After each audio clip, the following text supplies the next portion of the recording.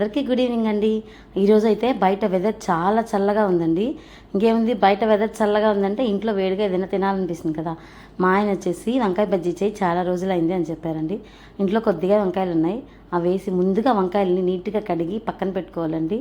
తర్వాత శనగపిండి తీసుకొని కొంచెం ఉప్పు వాము వేసి ఈ స్టీల్లో కలుపుకోవాలి. మళ్ళీ పలసనైతే బజ్జీలకి పిండి పట్టదండి.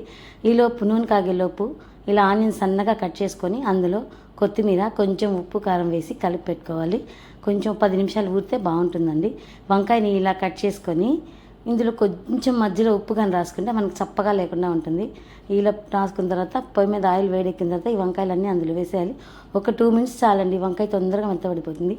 తర్వాత తీసి ఇవి కొంచెం చల్లారాక ఇలా పిండిలో డిప్ చేసేసి బజ్జీలాగా వేసుకోవాలి. ఇవి బాగా కాగి చల్లారి పక్కన పెట్టుకున్న తర్వాత కొంచెం పిండి మిగిలింది కదా, అందులో ఒక 2 ఉల్లిపాయలు వేసేసి మెత్తటి పకోడీలాగా వేసాను. ఇంకా లాస్ట్ పిండి కొంచెం మిగులుతుంది కదా అని చెప్పి ఈ లోపల వంకాయలు చల్లారాయి. వంకాయల్ని ఇలా కట్ చేసేసుకొని ఇందులో ఇందాక మనం చేసుకున్నాం కదా స్టఫ్, అది పెట్టేసి కొంచెం నిమ్మకాయ పిండిస్తే సూపర్ టేస్ట్గా ఉంటుందండి. నిజంగా చెప్పాలంటే మిరపకాయ బజ్జీ కన్నా కూడా వంకాయ బజ్జీ ఎక్సలెంట్గా ఉంటుంది. చూసారు కదా, నా వీడియో నచ్చితే ఒక లైక్ చేసి నా ఛానల్ సపోర్ట్ చేయండి.